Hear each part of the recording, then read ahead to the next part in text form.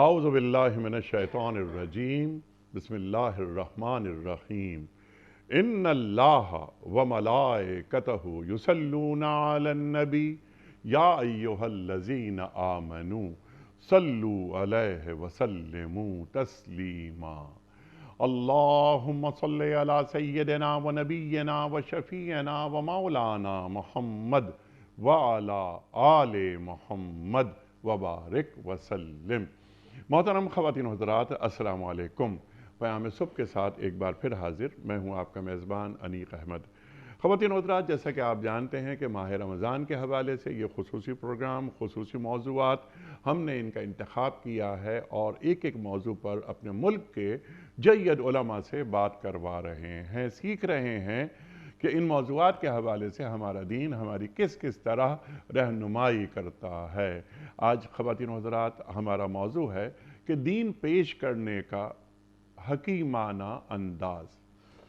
دین کیا بتاتا ہے؟ قرآن کریم کی کون کون سی آیات سامنے آتی ہیں، یعنی وہ طریقے جو دین متعین کرتا ہے۔ بات کروائیں گے اپنے عہد کے جید عالم دین سے۔ خواتین و حضرات، ادعو الی سبیل ربک بالحکمہ والموعظۃ الحسنہ وجادلہم باللتی ہی احسن۔ قرآن کریم بیان فرما رہا ہے کہ دین کی طرف بلاؤ، حکمہ پہلے حکمت کو رکھا جا رہا ہے، موعظت کو بعد میں رکھا جا رہا ہے۔ وجادلہم باللتی ہی احسن، اللہ تعالیٰ قرآن کریم میں فرما رہا ہے اور جب مکالمہ ہو، بحث ہو تو بہترین دلیل لے کر آؤ۔ خواتین و حضرات، یہ دعوت دین یہ کس کا کام ہے؟ سب کا کام ہے، پوری امت کا، ہر شخص پر یہ واجب ہے، یا معاشرے میں سے چند افراد، امت میں سے چند افراد، ان کی یہ ذمہ داری ہے کہ وہ دین کی دعوت دیں، دین کی دعوت، دین کی تبلیغ یعنی ابلاغ وغیرہ وغیرہ، اور امر بالمعروف و نہی عن المنکر جو اللہ تعالیٰ قرآن کریم میں بیان فرماتا ہے کہ نیکی کو پھیلاؤ، برائی کو روکو۔ اس پر بھی ذرا بات کروائیں گے۔ خواتین و حضرات، بہت سارے سوالات اٹھیں گے اس ذیل میں، آج اس عہد میں، لمحے موجود میں غیر مسلموں سے بات کرنا، ان کو دین کی دعوت دینا، اس کے لیے جو کانٹینٹ ہے یعنی علمی سطح دین پیش کرنے والے کی یعنی داعی دین کی، اس کا بلند ہونا کتنا ضروری ہے۔ ایک تو علمی سطح بلند، دوسرا کردار، اخلاق، یعنی وہ شخص جو دین پیش کر رہا ہے اس کا کردار کیسا ہو۔ خواتین و حضرات، سیکھیں گے اپنے ملک کے ایک جید عالم دین سے۔ تشریف فرما ہے محترم مفتی نذیر احمد خان صاحب۔ مفتی نذیر احمد خان صاحب ہمارے ملک کا ایک جانا مانا نام، فارغ التحصیل، دارالعلوم کراچی، کئی کتابوں کے مصنف۔ مفتی نذیر احمد خان صاحب کو خوش آمدید کہتے ہوئے پروگرام کا آغاز اللہ تعالیٰ کے بابرکت کلام سے، حام میم سجدہ اور آیات 33 اور 34۔ اعوذ باللہ من الشیطان الرجیم، بسم اللہ الرحمن الرحیم۔ ومن احسن قولا ممن دعا الی اللہ وعمل صالحا وقال اننی من المسلمین۔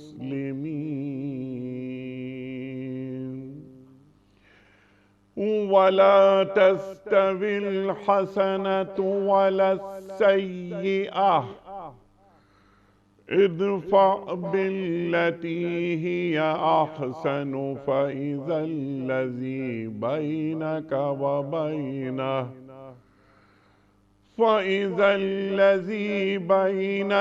وبينه عداوة كأنه ولي حميم،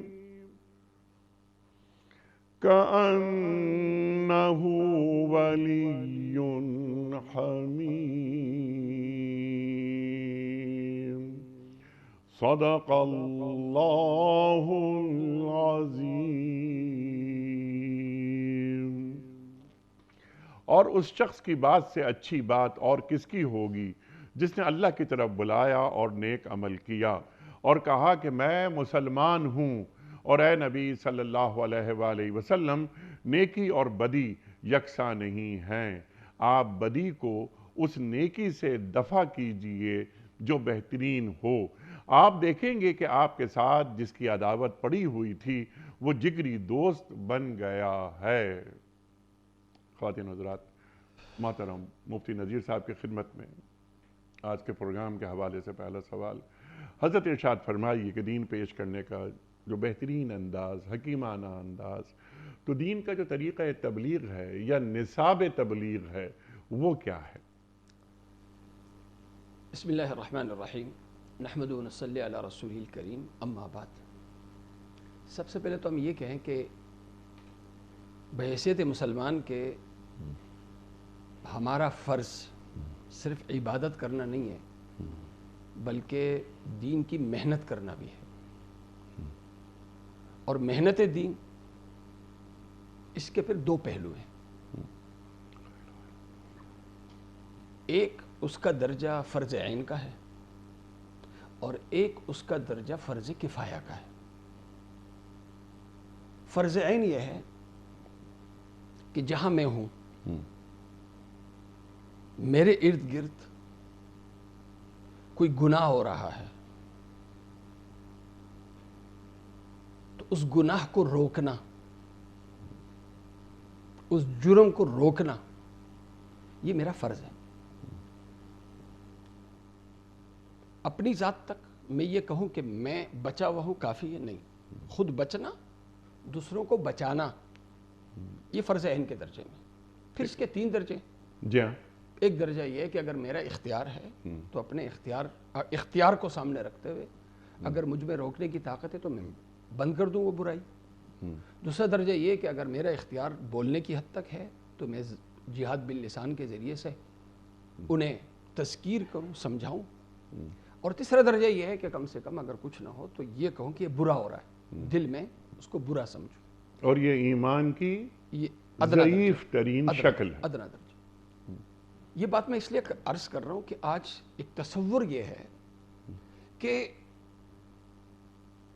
فرائض عبادات کی صورت میں ان کی ادائیگی تو میرا فرض ہے، جی ہاں، باقی برائی کا سد باب کرنا، گناہ کا مقابلہ کرنا، یہ ہمارا کام نہیں ہے، یہ صرف علماء کا کام ہے۔ تو اس تعلق سے ایک تو قرآن کی ایک آیت میں عرض کروں گا کہ کتنی سخت آیت ہے، اور دوسرے نمبر پہ حدیث، اس کے بعد ہم آئیں گے فرض کفایہ پہ، پھر ہم آئیں گے اخلاق پہ۔ پہلے یہ کہ ہمارا فرض ہے، فرض عین ہے، جیسے نماز فرض، اسی طرح نہیں عن المنکر بھی فرض۔ اللہ اکبر۔ قرآن کریم میں ایک واقعہ ہے، سورہ اعراف میں اللہ تعالیٰ نے ایک قوم کو اللہ تعالیٰ نے بندر بنایا، اور وہ جو بندر بنائے گئے تھے وہ غیر مسلم نہیں تھے، وہ مسلمان تھے۔ وَاسْأَلْهُمْ عَنِ الْقَرْيَةِ الَّتِي كَانَتْ حَاضِرَةَ الْبَحْرِ إِذْ يَعْدُونَ فِي السَّبْتِ إِذْ تَأْتِيهِمْ حِيتَانُهُمْ يَوْمَ السَّبْتِ شُرَّعًا وَيَوْمَ لَا يَسْبِتُونَ لَا تَأْتِيهِمْ كَذَلِكَ نَبْلُوهُمْ بِمَا كَانُوا يَفْسُقُونَ۔ حکم یہ تھا کہ ہفتے کے دن یوم سبت ہوگا، یعنی صرف عبادت ہوگی، دنیا کا کوئی کاروبار نہیں ہوگا، یہ فرض تھا۔ ہفتے کے دن سے کیا مراد ہے؟ جمعے کے دن غروب آفتاب سے لے کر ہفتے کے دن غروب آفتاب تک یہ جو وقت ہے یہ عبادت کا وقت ہے۔ اچھا، یہ جو شہر تھا یہ ساحل سمندر پہ واقع تھا، اور ان کا جو روزگار تھا، ان کا جو کاروبار تھا وہ مچھلیاں پکڑنا اور مچھلیاں جو ہے وہ مارکیٹ میں بیچنا اور دوسرے شہروں میں ایکسپورٹ کرنا۔ اب اللہ تعالیٰ نے اس قوم کو یعنی مسلمانوں کو آزمائش میں یوں ڈالا کہ عام دنوں میں مچھلیاں نہیں آتی تھی، ہفتے کا جب دن ہوتا تھا تو ساحل سمندر مچھلیوں سے بھر جاتا تھا، اب ان کے منہ میں آتا تھا پانی۔ اب کیا کریں جی؟ اب حکم بھی نہ ٹوٹے، عبادت بھی ہم کریں اور ہمارا کام بھی ہو، تو انہوں نے اللہ کے حکم کو توڑا نہیں بلکہ ہیرا پھیری کی۔ اللہ کے حکم میں ہیرا پھیری یوں کی کہ انہوں نے کہا کہ جیسے اس وقت کا، جیسے آج کل ہمیں بہت سے لوگ دعوت دیتے ہیں نا، اجتہاد کرو۔ اجتہاد کا مطلب ہے کہ ہیرا پھیری کرو، تو انہوں نے کچھ وہاں کے عقل پرستوں نے اجتہاد یہ کیا کہ قرآن کریم میں جیسے ہمارے یہاں بعض لوگ کہتے ہیں نا سود لینا حرام ہے دینا حرام نہیں ہے، تو اس وقت بھی کوئی اسی طرح کا کوئی تھا عقل پرست، اس نے کہا کہ جی یہ پکڑنا حرام ہے، پکڑنا حرام ہے، باقی شکار کرنے پہ کون سے پابندی ہے؟ لہذا انہوں نے یہ کیا کہ جال بچھا دی انہوں نے، اور جال بچھانے میں وہ یہ ہوتا جو مچھلیاں آتی تھی تو باہر جا نہیں سکتی تھی واپس، بجائے ہفتے کے دن پکڑنے کے وہ اتوار کے دن جا کے پکڑ لیتے تھے۔ تو اب قرآن کی آیت بھی ہے کہ جی آپ نے شکار پکڑنا نہیں ہے، ہم تو پکڑ تھوڑی رہے ہیں، وہ تو پھنس رہی ہیں، ہم تو اتوار والے دن پکڑ رہے ہیں۔ اب جب یہ انہوں نے اجتہاد کیا تو یہ جو تعویل ہے، بہت سے کچھ لوگ تھے انہوں نے اکثریت نے جو 99% طبقہ تھا وہ اس پہ آ گئے اور انہوں نے دیکھا بھائی مزے آ گئے ہمارے۔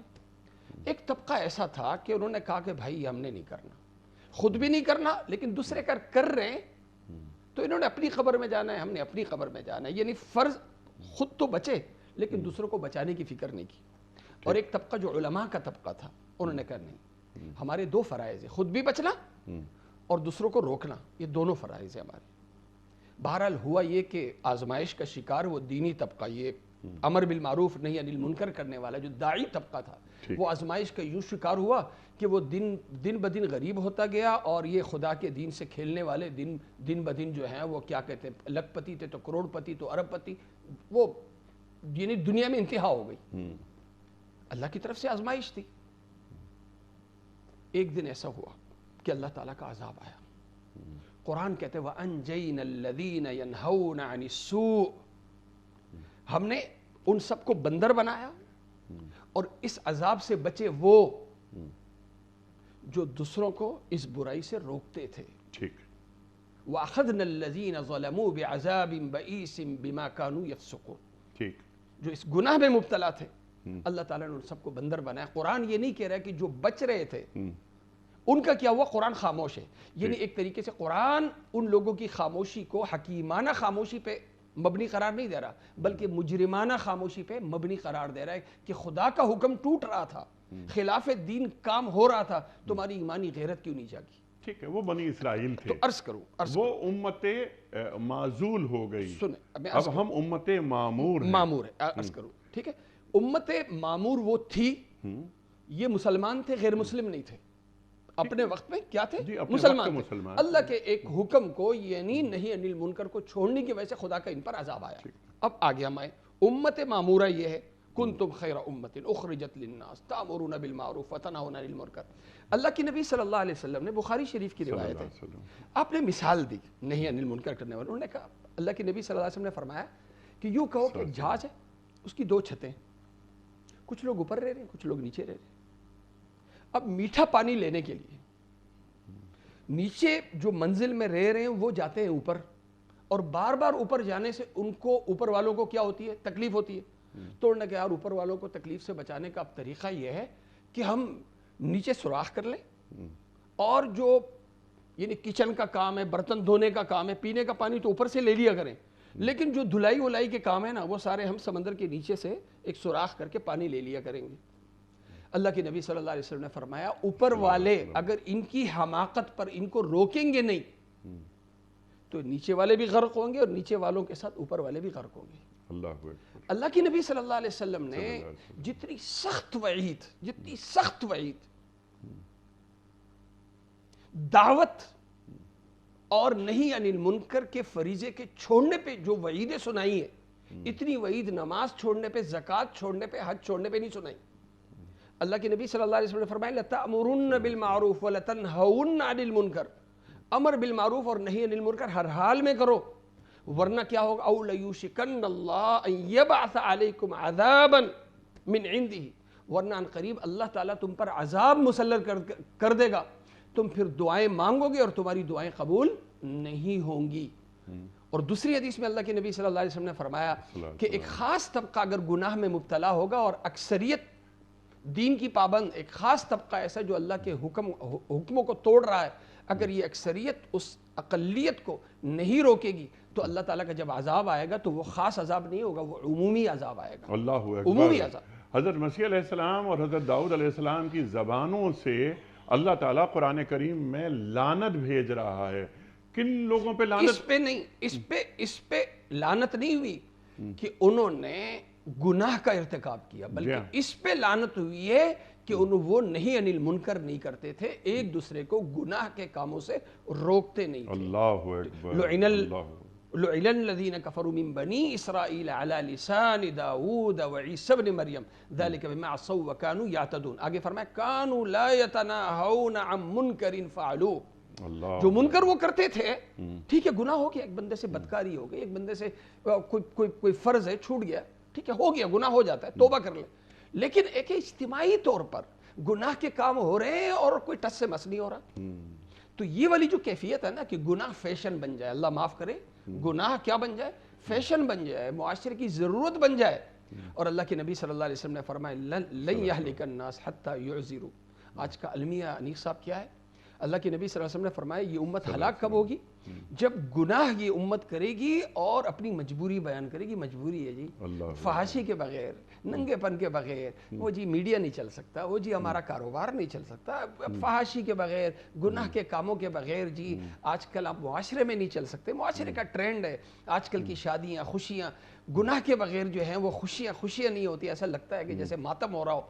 तो इस किस्म के आज़ार पेश किया जा रहे हैं। ये हमें खामोश करने के लिए तो शायद उनकी दलील जो है वो कबूल की जा सके, लेकिन क्या खुदा की नज़र में उनकी ये दलील कबूल होगी? लिहाजा एक पहलू दावत का वो है जिसको कुरान दावत नहीं कहता, जिसको कुरान तबलीग नहीं कहता, जिसको कुरान अमर बिल मारूफ कहता है, नहीं अनिल मुनकर कहता है, जिसको कुरान इंजार कहता है। कुरान करीम ने एक नहीं, इसके कैनवस को बढ़ाने के लिए अगर आप देखें ना, कुरान करीम ने कोई 12 से 13 अल्फाज इस्तेमाल किए अनीक साहब। अमर बिल मारूफ, नहीं अनिल मुनकर, कहीं तबलीग है, कहीं जो है वो दावत है, कहीं इंजार है, कहीं इकामत दीन है, कहीं तरगीब व तरहीब है, कहीं वाद व वईद है। कितने अल्फाज हैं जो कुरान में, ये जो अल्फाज मुख्तलिफ क्यों इस्तेमाल किए? एक तो इसका पहलू वो है जो नहीं अनिल मुनकर का है कि अगर मेरे सामने जुर्म हो रहा और मैं कहूँ मेरा क्या ताल्लुक, इस वक्त मैं एक फर्ज ऐन छोड़ रहा हूँ। गिरफ्त अगर जुर्म करने वाले की होगी तो मेरी भी होगी कि मैंने रोका क्यों नहीं। दूसरे नंबर पे इसका जो दूसरा पहलू है वो है इशाअत दीन का, कि दूर दराज इलाकों में दीन की इशाअत के लिए सफर करना, निकलना, ठीक है, वो फिर वो दावत वाली, वो दावत का मतलब है दूसरों को बुलाना, दूसरों तक पहुंचाना, उसका दर्जा फिर आ जाता है फर्ज के। मैं इख्तिसार के साथ दर्ज करूं, एक फर्ज ऐन वाला दर्जा, एक फर्ज के मसाइल है ना, मैं उसका हल भी अब इससे पहले कि हम किसी दूर दराज इलाके और इशाअत दीन के लिए जाएं और या अय्युहर रसूल बल्लिग मा उनज़िला इलैका मिर रब्बिक, खत्म नबूवत हो गई, कार नबूवत बाकी है। एक आयत को पहुंचा सकते हो तो एक आयत ही पहुंचा दो। इस पर हम अभी आएंगे, आपसे सीखेंगे, लेकिन जो बातें आपने बयान फरमाई, अल्लाहु अकबर, वो हमारे रोंगटे खड़े कर देने के लिए काफ़ी हैं। अल्लाह गुनाह जवाज आ जाएगा। अल्लाह के रसूल फरमा रहे हैं सल्लल्लाहु अलैहि वसल्लम, ऐसा से गुनाह मर जाता है, लोग एक दूसरे को के बुराइयों पर टोकना छोड़ देते हैं कि हाँ सब चल रहा है, बेपर्दगी हो रही है, हाँ ये चल रहा है, सूद खाया जा रहा है, हाँ चल रहा है कि यार इसके बगैर गुजारा ही नहीं हो सकता, नाउज़ुबिल्लाह नाउज़ुबिल्लाह नाउज़ुबिल्लाह। इसका हल आप हमें बता दीजिए। इसका बेहतरीन हल, ये जो बेदीनी फैल रही है अनीक साहब, ये बेदीनी इसलिए फैल रही है कि बेदीनी को एक ताकत हासिल है माहौल की। आज हमारे साथ जो मसला है वो ये कि जो माहौल में जिसको अच्छा दिखाया जा रहा है वो अच्छा है, जिसको बुरा दिखाया जा रहा है वो बुरा है, ठीक है। अगर हमारे माहौल में स्कूल कॉलेजों का माहौल हो, घर का माहौल हो, मीडिया का माहौल हो, अगर दिखाया एक बेपर्दा और बेपर्दगी को अच्छा दिखाया जा रहा है जी, तो लोगों का रुझान किस तरफ होगा? बेपर्दगी की तरफ होगा। पर्दे को, पर्दादार औरत को कमतर दिखाया जा रहा है तो क्या होगा? लोगों का ज़हन उस तरफ माइल होगा। तो सबसे पहली तो बात तो ये कि एक सिर्फ बोलने से, जैसे है ना जबान से बोलना, इसके साथ साथ एक जो हमारा फर्ज है वो माहौल देना है, माहौल देना है। हमारा इस वक्त हम माहौल कैसे थे, बिल्कुल इसी तरह माहौल दें। अल्लाह के नबी सल्लल्लाहु अलैहि वसल्लम ने मदीने मुनव्वरे में जाके आपने एक माहौल की बुनियाद रखी। ये माहौल इनफिरादी भी था, ये माहौल इज्तिमाई भी था। ये माहौल घर में था मुसल्ले बना के, घर में था मुसल्ले बना के, یہ اجتماعی گھر بھی بنایا مسجد کی صورت میں، اور معاشرت ہو، ملک کا نظام ہو، سب جو مبنی تھا وہ دین پہ مبنی تھا۔ لہٰذا ایک منافق آدمی نفاق پہ اگر رہتا تو اس کو جرت نہیں ہوتی تھی کہ وہ علانیہ نفاق کا مظاہرہ کر سکے۔ ایک کافر کفر پہ ہے، اس کو جرت نہیں ہوتی تھی کہ وہ اپنا کفر دکھا سکے۔ بڑے سے بڑا منافق نماز پڑھنے پہ مجبور تھا، بڑے سے بڑا منافق جہاد کرنے پہ مجبور تھا۔ تو مطلب اب ماحول، اگر ہمارا ماحول میں دین غالب ہوگا تو دینداری کو عزت ملے گی، ماحول میں اگر بے دینی غالب ہوگی تو بے دینی کو عزت ملے گی۔ ٹھیک ہے۔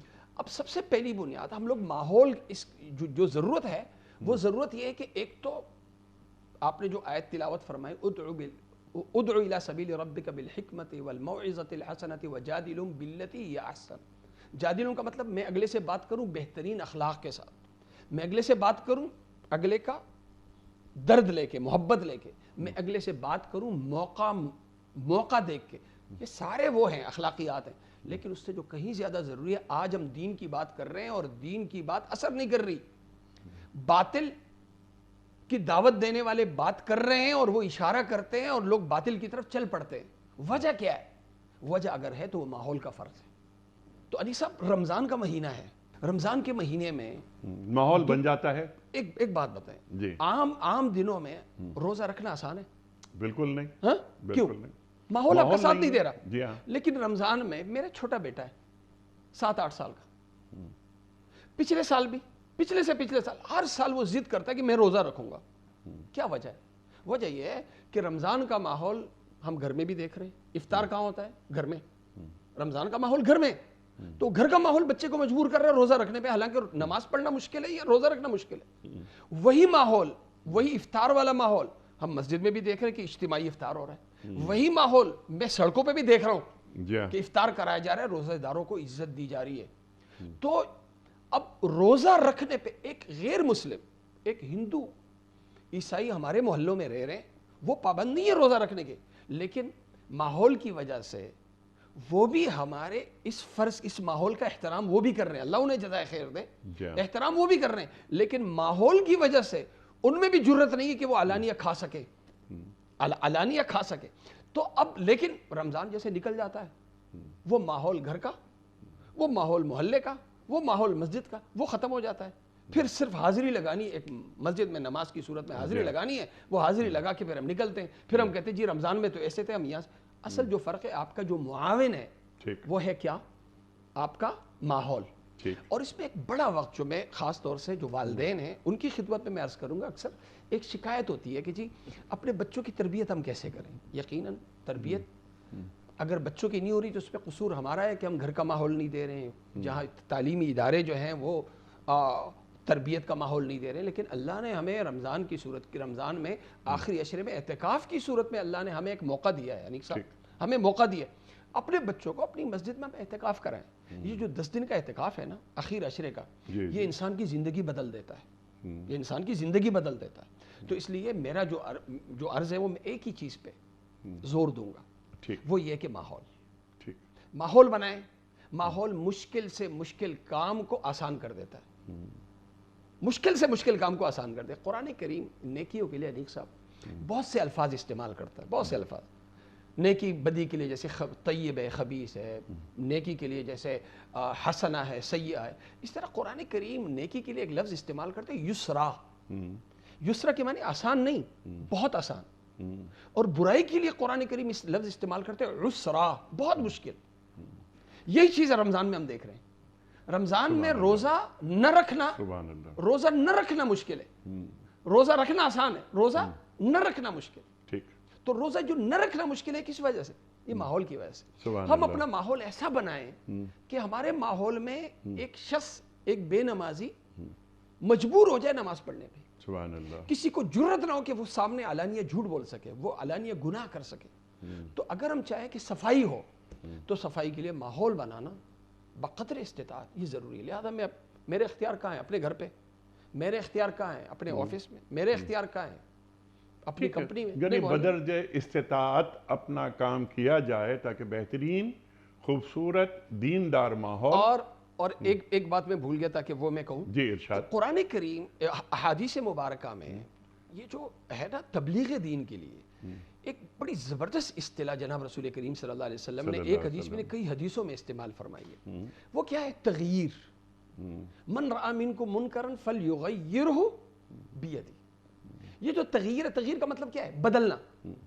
میں نے برائی کو ختم نہیں کرنا بلکہ برائی کی جگہ میں نے نیکی کو لانا ہے. سبحان اللہ، سبحان اللہ. نیکی کو لانا ہے. ٹھیک ہے، ٹھیک ہے. ایک جھوٹے کو سچا بنانا ہے میں نے. سبحان اللہ، سبحان اللہ. ہاں، ایک بے دین کو میں نے دیندار بنانا ہے. جی ہاں، امر بالمعروف کی جس کا ترجمہ میں کروں گا تبدیلی. جی ہاں، اسلام اور مسلمان اور تبدیلی لازم ملزوم. صاحب میں آخر میں ایک علمی عرض کروں. ارشاد. ایک محلے میں ایک آوارہ بچہ آتا ہے، اس کی آوارگی اس تک محدود نہیں ہوتی، پورے محلے کے بچوں کو آوارہ بنا دیتا.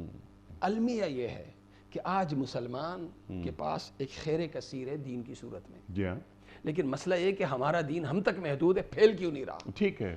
ایک بات یہ بھی، اور میں یہ آپ ہی کی بات کو ذرا آگے بڑھاتے ہوئے، بلکہ میں چاہتا ہوں اس پر آپ بھی بات فرمائیے، لیکن اس کو ذرا سمے کسی اور طرح سے سوال رکھ رہا ہوں آپ کی خدمت میں. یہ دینی اصطلاحات قرآن کریم میں بیان ہے، وہ حکمران ہو یا ایک عام فرد. اللہ اکبر.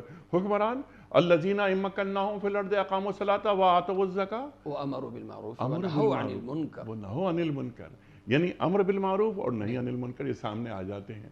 مفتی صاحب، ہمارے معاشروں میں نیکی کا پرچار کیا جاتا ہے، آپ جیسے حضرات دین کو پھیلاتے ہیں، وہ نہیں عن المنکر نظر نہیں آتا ہمیں. جو آپ نے بات کی نا کہ ماحول کو بدل دینا، اگر جو انفورسمنٹ یعنی آپ کے پاس میرے پاس طاقت ہے، ہمارے حکمران ہیں، ہمارے بڑے ہیں جن کے ہاتھ میں قوت نافذہ ہے، کیا وہ اپنا کام کر رہے ہیں؟ نمبر 2، دل میں تو کم از کم جو نچلی سطح ہے، بالکل ایسے ہی نچلی سطح دل میں اگر جتنی باتیں آپ نے بیان فرمائی ہیں کہ بے پردگی ہو رہی ہے وغیرہ وغیرہ، جو کچھ ہو رہا ہے، سود کے خلاف جو کچھ ہو رہا ہے ہمارے ملک میں، رویے ہمارے، کیا ہم خود کو بدلنا چاہتے ہیں؟ سوال. جب یہی تو المیہ ہے ہمارا. اچھا، یہ المیہ ہے یا منافقت کہ قولی اقرار اور عملی انکار؟ میں آج ہمارا سب سے بڑا مسئلہ ہے وہ ہے مرعوبیت. جو نعمت میرے پاس ہے میں اسے نعمت نہیں اپنے لیے اذیت سمجھ رہا ہوں. میں چاہ رہا ہوں کہ میرے پاس جو کچھ ہے نا یہ نہ ہو میرے پاس، میں مسلمان نظر نہ آؤں، میں غیروں کے اندر کے احساس کمتری نے، اندر کی غیر قوموں کی مروبیت نے آج مجھے دوسری قوموں کی نقالی پہ مجبور کر دیا ہے. ٹھیک ہے، ایک طرف ہے اللہ انفرادی زندگی میں اللہ تعالیٰ کی فرما برداری ایک جانب، دوسرا غیر قوموں کی مروبیت، نقالی. ٹھیک ہے، تو کیا جب اللہ تعالیٰ کی فرما برداری ہمارے سامنے ہے اور توحید خالص ہمارے سامنے ہے تو پھر ہمارا ذہن مروبانہ، مغلوبانہ کیسے ہو جاتا ہے؟ یہی مسئلہ ہے نا. اس کا حل کیا مطلب؟ یہ جو کمزور سی چیزیں ہیں، افرأیت من اتخذ الہہ ہواہ، ہم اپنے خواہشات کو معبود بنا لیتے ہیں اللہ کے سامنے. تو یہ کیا، یہ وما قدر اللہ حق قدرہ، کہ کیا تم نے اللہ کی قدر کی اس طرح جس طرح قدر کرنے کا حق تھا؟ تو پھر ہم زبان سے اس بیماری میں، انیس صاحب میں عرض کروں، اس بیماری میں صرف حکمران نہیں ہم سب مبتلا ہیں. جی میں عرض کروں، میں نے ایک بہت سخت بات کی تھی ابھی، نہیں مفتی صاحب میرا سوال شاید سخت ہے کہ کیا ہم تبدیلی چاہتے بھی ہیں؟ جو آپ نے بات کی ماحول ماحول ماحول، بہت اچھی بات کی آپ نے. کیا اپنے ماحول کو ہم بدلنا چاہتے ہیں؟ ہم اپنے آپ کی تبدیلی نہیں چاہتے، ہم اسلام کی تحدید چاہتے ہیں. اسلام کی تحدید چاہتے ہیں. اسلام کی تحدید، اسلام کو ہم ایک حد میں رکھنا چاہتے ہیں. اللہ وہ حد کیا ہے؟ مسجد ہے، مدرسہ ہے، خانقاہ ہے. اللہ ٹھیک ہے. تبدیلی ہمارے ہاں جو آج ہم نے دین اسلام کو، دین کو ہم نے مذہب بنا دیا ہے. ہمارے ہاں جو دین کا تصور ہے نا، جو تصور ہے وہ ہے یہ کہ اسلام ریلیجن ہے، جی اسلام مذہب ہے. اسلام مذہب نہیں ہے. ٹھیک. اسلام کے معنی کیا ہے؟ ٹھیک. اسلام کے معنی ہے اپنے آپ کو مکمل اللہ کے حوالے کرنا. ٹھیک. اسلام ہے. دین کیا ہے؟ دین کے معنی کیا ہے؟ دین کے معنی اپنے آپ کو کامل مکمل اللہ کے تابع کرنا. 24 گھنٹے عبد کی کے معنی کیا غلامی. ہے؟ عبد کیا ہے؟ وما خلقت الجن والانس الا لیعبدون. اس کا ترجمہ ہم کیا کرتے ہیں کہ میں نے انس اور جن کو پیدا نہیں کیا مگر اپنی عبادت کے لیے. عبادت کا ترجمہ غلط ہو رہا ہے.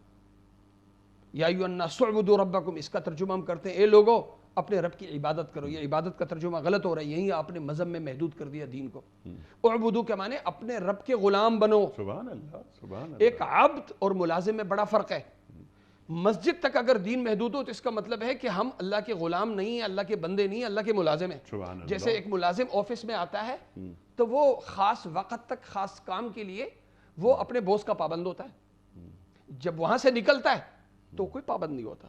ٹھیک. آج ہم نے بھی مسجد یعنی اللہ کے دین کے ساتھ ہم نے جو سلوک مذہب کا کیا اور یہ جو ذہن ہمارا اندر سے بنا دیا گیا ہے کہ اسلام مذہب ہے. اسلام مذہب نہیں ہے. اسلام ایک نظام ہے. نظام دین ہے، مکمل ضابطۂ حیات کا نام دین ہے. سبحان اب اللہ.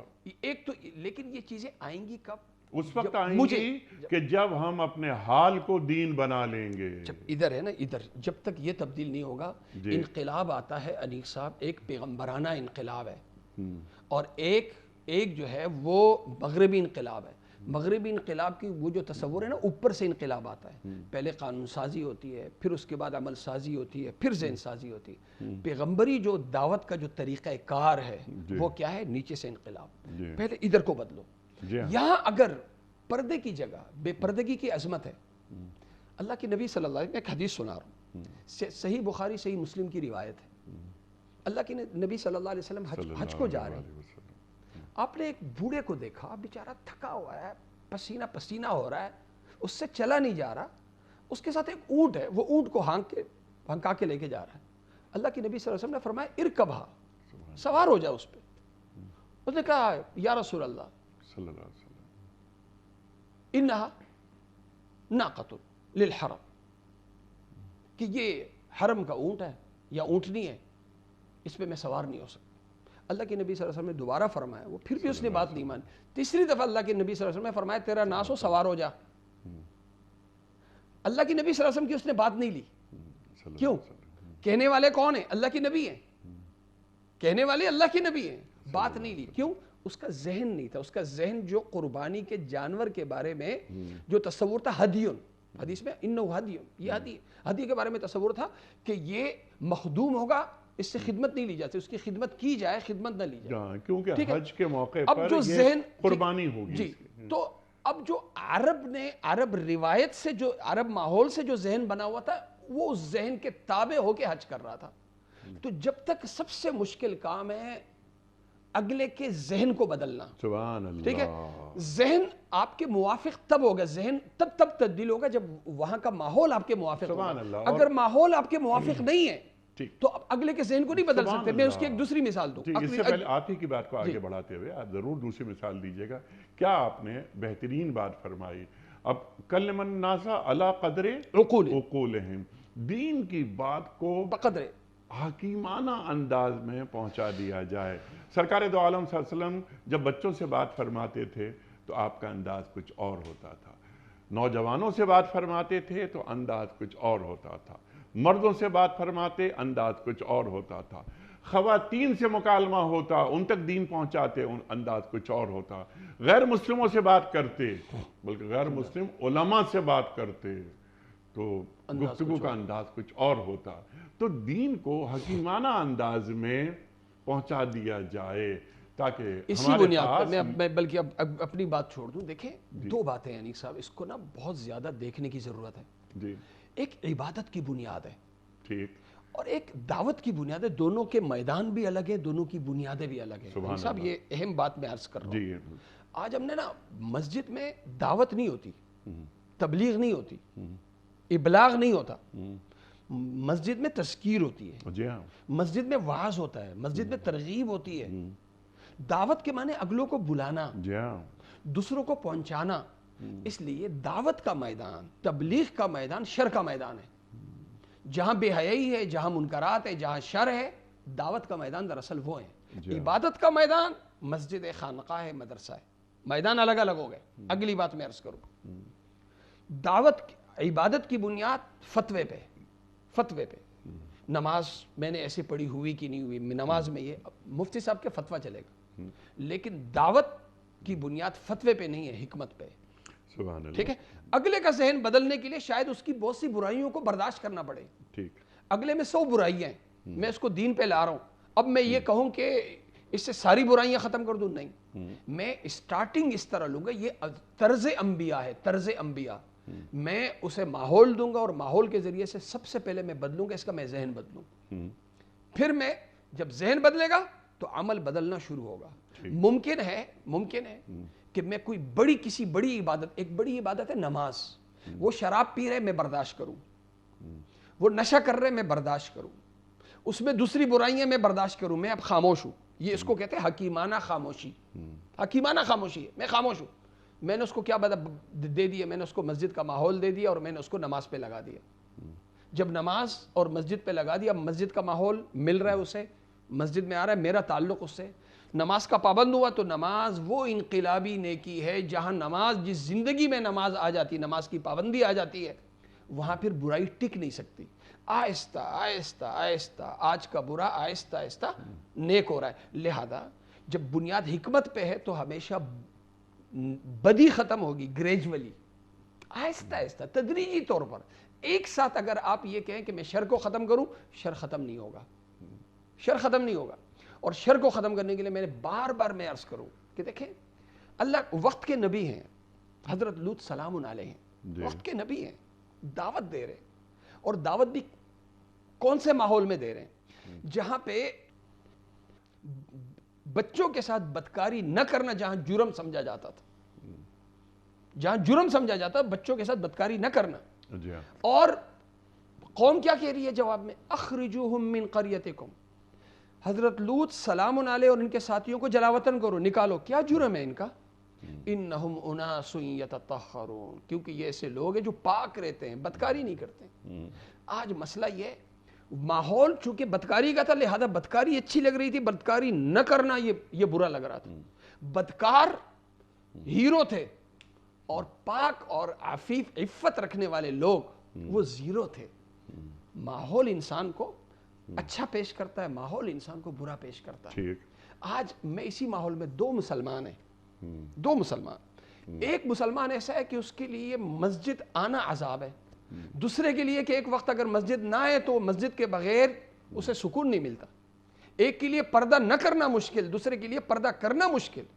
ایک کے لیے مسجد آنا مشکل, ایک کے لیے برائی کے اڈے میں جانا مشکل. یہ فرق کیوں ہے؟ دونوں مسلمان ہیں, فرق کیوں ہے؟ فرق تربیت کا ہے.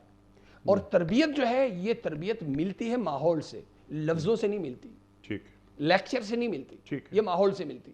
اچھا, اور اس کے لیے بہترین وقت, پھر میں دوبارہ عرض کروں, اس کے لیے بہترین وقت مسجد. آپ کی خدمت میں یہی ہے, دین کی بات پیش کرنا, جیسے آپ نے بھی بات فرمائی کہ ادعو الی سبیل ربک بالحکمہ, تو حکمت کا جو تعلق ہے کہ دین کو پیش کرنے کا انداز ہو, حکیمانہ ہو, شائستہ ہو, نفیس ہو, خیر خواہانہ ہو, کہ میرا کوئی ذاتی فائدہ نہیں ہے, میں آپ کی خیر خواہی میں, آپ کی بھلائی میں یہ کام کر رہا ہوں. وقت گزرنے کے ساتھ ساتھ انسان کی نفسیات تبدیل ہوتی رہتی ہے, تو دین پیش کرنے کا جو انداز, کیا وہ وقت گزرنے کے ساتھ ساتھ تبدیل ہوتا رہے گا؟ بالکل تبدیل ہوتا رہتا ہے. اس کی وجہ میں بتاؤں, اس کی وجہ بتاؤں. دیکھیں, دین نے نا دعوت کو, اب جیسے نماز ہے, نماز کو اللہ تعالیٰ نے شروط کے ساتھ باندھا ہوا ہے, بغیر وضو کے. طریقے کا بھی پابند کیا ہے, نماز کا بھی پابند کیا ہے. نماز قبول کب ہوگی؟ وضو کے بغیر نہیں ہوگی. لیکن اللہ تعالیٰ نے ہمیں دعوت کا پابند کیا ہے, لیکن طریقے کا پابند نہیں کیا. ہر زمانے میں پہلے جنگیں کسی اور طریقے سے ہوتی تھی, اب کسی اور طریقے سے ہو رہی. پہلے دعوت کا انداز کچھ اور تھا, اب کا جو ہے وہ دعوت کا انداز کچھ اور. آج دین پیش کرنے کا بیش کرنے کا یہ امت عالمی ہے حضرت صاحب. بہترین طریقہ کیا ہو؟ بہترین طریقہ ہر وہ طریقہ ہے جس کو آپ مؤثر سمجھو. اب جیسے ایک مؤثر, میری آواز آپ کے چینل کے ذریعے پوری دنیا میں پہنچ رہی ہے, میں کہہ رہا ہوں یہ بہترین ذریعہ ہے. اور الحمدللہ اس چینل میں الحمدللہ گناہ کا ارتکاب بھی نہیں ہو رہا. اللہ کا شکر ہے, اللہ تعالیٰ دنیا ٹی وی والوں کو جزائے خیر دے کہ انہوں نے الحمدللہ اس کو, یہ دنیا ٹی وی میں یہ پیام صبح کی صورت میں جو مسجد بنا کے رکھی ہے, الحمدللہ میری آواز آج دنیا کے کونے کونے تک پہنچ رہی ہے. لہذا یہ جو بلا وجہ کی اندر کی سختی ہے نا, اندر کی سختی کہ جی دعوت کی بات چینل پہ کیوں, دعوت کی بات یہ نہیں. دعوت کی بات کے لیے، دعوت کے لیے اللہ نے کوئی شرط نہیں رکھی. ٹھیک ہے. دعوت کا ایک پیغمبرانہ طریقہ ہمیں بتایا کہ لوگوں کی ذہن سازی میں کیسے کروں، ٹھیک ہے. لوگوں تک اپنی بات کیسے پہنچاؤں، پورے عالم تک. پہلے دعوت دینے والوں کو وسائل میسر نہیں تھے، آج اللہ نے ہمیں وسائل دیے، ہمیں دعوت کے ان وسائل سے کا فائدہ اٹھانا چاہیے. سبحان اللہ. مطلب توحید کا اور تعارف. اگلی بات میں کہوں، یہ جو اخلاق کی بات آتی ہے نا، اخلاق سے ہم ایک مطلب یہ لے لیتے ہیں نرمی. انیک صاحب یہ کوئی ضروری نہیں ہے. اخلاق کا مطلب ہے کہ دیکھیں سختی کہاں کرنی ہے، نرمی کہاں کرنی ہے. بعض جگہ ایسی ہوتی ہے کہ میں دین کی دعوت، جیسے اپنے بیٹے کو میں دے رہا ہوں، دین کی دعوت دے رہا ہوں، اپنے گھر والوں کو دے رہا ہوں، میں آفس میں اپنے جو میرے ماتحت ہیں ان کو میں امر بالمعروف نہی عن المنکر کر رہا ہوں، ٹھیک ہے. وہاں کوئی دین کے خلاف کوئی بات ہو جاتی ہے جی تو مجھے سختی کرنی پڑتی ہے. ٹھیک. کبھی کبھی ایسا ہوتا ہے کہ مجھے جو نرمی کی جگہ ہے، جہاں نرمی کی جگہ وہ نرمی کروں، یا سختی کی جگہ وہاں میں سختی کروں. ٹھیک ہے. یہ نہیں ہے کہ اخلاق کا مطلب ہے کمزور ہونا، ہمیشہ نرم. میرا بیٹا جو ہے وہ اسکول نہ جا رہا ہو، کما نہ رہا ہو تو میں تو آپے سے باہر ہو جاؤں، لیکن اگر وہ نماز نہیں پڑھ رہا تو میں پیار سے سمجھاؤں. ایک دفعہ پیار سے سمجھاؤں گا، 2 دفعہ سمجھاؤں گا. اگر مستقل نماز چھوڑے گا یا گناہ کے کسی کام میں مبتلا ہوگا تو اگر میں سختی پہ مجبور ہوں گا تو مجھے سختی کرنی چاہیے. جی سبحان اللہ. سبحان اللہ. اخلاقیات کے حوالے سے اولاد سامنے ہو تو یہی کرنا چاہیے، کیونکہ جواب دہی ہوگی اللہ کے سامنے کہ تمہیں ہم نے اولاد دی، نعمت سے نوازا. لیکن جو یہاں ہمارے جو اس وقت زیر بحث معاملات ہیں کہ داعی دین کا کردار، یعنی اس کی علمی سطح. میں نے آپ سے عرض کی ایک بات کہ وقت بدلنے کے ساتھ ساتھ دین پیش کرنے کی یا وہ دعوت دین کی جو حکمتیں ہیں، جو تقاضے ہیں، کیا بدلتے رہتے ہیں؟ آپ نے فرمایا ہاں بدلتے رہتے ہیں. تو آج کا جو داعی دین ہے، علم اور کردار کے حوالے سے دین اس پر کیا ذمہ داری عائد کرتا ہے؟ جو آج کے سوالات ہیں، بڑے سوالات ہیں، کیا ایک داعی دین کے لیے ضروری نہیں ہے کہ جو سوالات اٹھائے جا رہے ہیں ہماری نوجوان نسل کی جانب سے یا مغرب کی جانب سے، ان کا جواب کما حقہ وہ دے؟ ہم اخلاقیات کی باتیں بہت کرتے ہیں اور یہ ہمیں کرنی چاہیے، لیکن آج کے جو بڑے ایشوز ہیں، حکیمانہ انداز، وہ کیا ہوگا؟ اور کیا ہمارے داعی دین وہ اس بات کا خیال رکھ رہے ہیں؟ دیکھیں نماز ہے، نماز پڑھنے کے لیے عالم ہونا کوئی ضروری نہیں، زکوٰۃ دینے کے لیے، حج کرنے کے لیے عالم ہونا کوئی ضروری نہیں ہے، لیکن نماز پڑھنے کے لیے ایک عالم کی رہنمائی بہت ضروری ہے، زکوٰۃ دینے کے لیے ایک عالم کی رہنمائی بہت ضروری ہے. لہٰذا دین کی محنت نہیں، امر بالمعروف اور نہی عن المنکر کے لیے عالم ہونا کوئی ضروری نہیں ہے، کوئی ضروری نہیں ہے، لیکن علماء کی رہنمائی بہت ضروری ہے. آپ جاتے ہیں، کوئی سوال ایک داعی کے سامنے آ جاتا ہے، وہ داعی اگر کسی عالم کی رہنمائی میں تو وہ سوال ان کے سامنے رکھ دے اور وہ سوال پوچھے. ہمارے بہت سے، ہماری فورس ہے، بہت سے ہمارے نوجوان ہیں، اسکولوں میں ہیں، کالجوں میں، یونیورسٹی میں، اپنے محلے کے کسی مفتی صاحب سے، عالم سے، کسی بزرگ سے وہ جڑے ہوئے ہیں، وہاں کسی نے سوال کیا، اس کا جواب نہیں آ رہا تو وہ جا کے پوچھ لیں. تو یہ جیسے نماز اپنی جگہ ایک فرض ہے، اسی طرح نہی عن المنکر، امر بالمعروف یہ اپنی جگہ مستقل فرض ہے. اس کے لیے بہترین اخلاق میں سے ایک تو ہے نا فرض، ایک یہ کہ بہترین انداز داعی کون سا ہونا چاہیے. تو ہر نبی کے واقعے میں نا کچھ الفاظ آپ کو کامن ملیں گے. جیسے آپ کو ہر نبی کے واقعے میں توکل ضرور ملے گا، ہر نبی کے واقعے میں آپ کو علم ضرور ملے گا کہ علم. تو اسی طرح عالم کا جیسے علم کے لیے جیسے ہر کام ہم سیکھ کے کرتے ہیں، ہر کام دنیا کا ہر کام سیکھ کے کرتے ہیں، تو دعوت دین کی محنت کا جو کام ہے وہ بھی سیکھ کے کریں. سبحان اللہ. ٹھیک ہے، وہ بھی سیکھ کے کریں. ٹھیک ہے. لیکن اگر ہم نہ سیکھیں تو اس کا مطلب ہے کہ میں ایک کوتاہی کر رہا ہوں نا، ایک کوتاہی کر رہا ہوں میں. تو اگر ایک شخص ہے اس کو نماز کا ترجمہ نہیں آتا ہو، جی میرے کو نماز کا ترجمہ نہیں آتا، نماز کے مسائل نہیں آتے، میں نماز کیوں پڑھوں؟ نہیں بھائی، نماز پڑھ اور ساتھ ساتھ سیکھتا بھی رہے. تو دین کی دعوت دیتا رہے اور ساتھ ساتھ تو سیکھتا بھی رہے. سیکھنے کا یہ ہے کہ بھائی اپنی مسجد میں جا کے تو قرآن شروع کر دے، تو حدیث شروع کر دے، کم سے کم قرآن کا ترجمہ، تفسیر یہ تو تیرے کو آنی چاہیے نا. ٹھیک ہے. داعی کا توشہ کیا ہے؟ ٹھیک ہے. اسی طرح حدیث ہے، مثلا مشکات شریف ہے، ہر مسجد میں تقریباً اس کا درس ہوتا ہے. تو مشکات شریف اور قرآن، یہ دو جو ہے نا، یہ کم سے کم یہ دو، قرآن اور حدیث کا علم آپ کے پاس اتنا ہونا چاہیے کہ اگر کہیں آپ کے ساتھ کوئی اگر کہیں کوئی سوال کرے، کوئی اگلا مطمئن ہونا چاہے تو اطمینان آپ علم کے بغیر نہیں دلا سکتے. تو ہم اسے کہہ سکتے ہیں کہ یہ آپ کی طاقت ہے، علم آپ کی طاقت ہے، ایک داعی کی طاقت ہے. اور یہ طاقت ہر داعی کے پاس ہونی چاہیے، اور پھر اگلا جو ہے وہ یہ طاقت ہونی چاہیے، یہ طاقت لیتے رہنا چاہیے۔ ہمارے ہاں ایک المیہ یہ بھی ہے کہ عموماً جو ہے جو دعوت سے جڑے ہوئے ہوتے ہیں وہ اس کام کو ہی بس وہ کام سمجھتے ہیں، وہ آگے سیکھنے کی کوشش نہیں کرتے۔ جو سیکھے ہوئے وہ دین کی محنت سے ہٹے ہوئے، تو دو انتہاؤں پہ کھڑے ہیں، ٹھیک ہے؟ ان انتہاؤں سے ہمیں نیچے آنا چاہیے۔ جو دعوت سے جڑا ہوا طبقہ ہے اسے علم کے اس پہ آنا چاہیے، جو علمی طبقہ ہے اسے دعوت پہ آنا چاہیے۔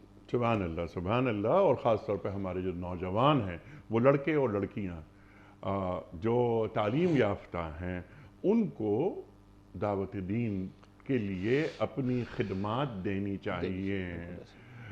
دنیا کے ہر علم کو مسلمان کرنا چاہیے، جو اقبال فرماتے ہیں۔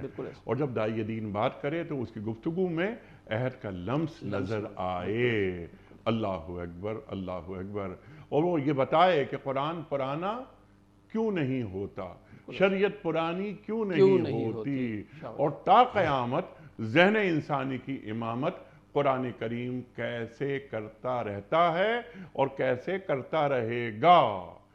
تو اس کے لیے ضروری ہے کہ داعی دین علم اور کردار دونوں ساتھ ساتھ چلیں، گفتگو میں عہد کا لمس آنا ضروری ہے۔ اور ایک آخر میں ایک جملہ رہ گیا ہے، ارشاد فرمائیے، ہمارا بس لاسٹ منٹ۔ آپ نے جو قیادت کی بات کی نا، ایک تو قرآن ہمیں قوم نہیں کہتا، قیادت کہتا ہے، امت۔ دوسرے نمبر پہ پیغمبروں کو اللہ تعالیٰ نے بھیجا، اس کے لیے قرآن ورڈ استعمال کرتا ہے ارسال کا، بعث کا، بھیجنا۔ اور اس امت کو بھی اللہ نے بھیجا ہے، اس کے لیے جو ورڈ یوز کیا اللہ نے وہ اخرج ہے، اخراج ہے۔ دونوں کے معنی کنتم خیر امت، تم بہترین امت، اخرجت للناس، تمہاری تشکیل کی گئی۔ تو اس قرآن، اس امت کا اعزاز ہے کہ قرآن اسے امت کہتا ہے۔ دوسرے نمبر پہ قرآن کریم نے ہمارے لیے لفظ اخراج کا لفظ کیا، اللہ تعالیٰ نے تمہیں اس کام کے لیے نکالا ہے۔ جی سبحان اللہ۔ تو ایک بہت بڑا اعزاز اس امت کا ہے۔ اور اسی طرح شرع لکم من الدین ما وصی بہ نوح والذی، تو آگے ان اقیموا الدین، دین کو قائم رکھو۔ ٹھیک۔ تو میری شناخت کیا ہے؟ میری شناخت میرا دین ہے۔ سبحان اللہ۔ اور دین میرا بہترین شناخت کیسے بنے؟ میں جہاں ہوں میں اپنے ارد گرد کے ماحول کو دین کے موافق بناؤں۔ سبحان اللہ، اپنے ماحول کو دین کے موافق بناؤں۔ میری گفتگو سے، میرے کردار میں اتنی کشش ہونی چاہیے کہ لوگ خود بخود میرے قریب آئیں۔